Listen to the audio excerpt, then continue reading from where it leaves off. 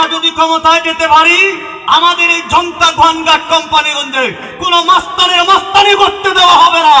সন্ত্রাসীদের সন্ত্রাসীর কালো হাত ভেঙে দেওয়ার ব্যবস্থা করা হবে। আমরা চাই এই দেশে ইসলাম প্রতিষ্ঠা করতে চাই। কি আপনারা ইসলাম প্রতিষ্ঠা করতে চান?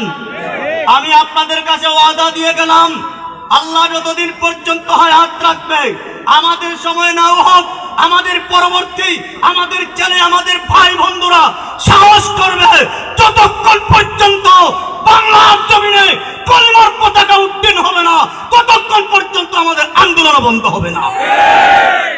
কি আপনারা ইসলামী হুকুমত চান?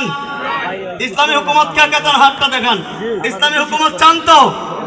শরীয়তের আইন চান তো? শরীয়তের আইন চান তো? আমরা মুসলমান, আমরা শরীয়তের আইন চাই। চান তো ইনশাআল্লাহ? যারা শরীয়তের আইন চায় না, আমরা তাদেরকেও ক্ষমতায় দেখতে চাই না।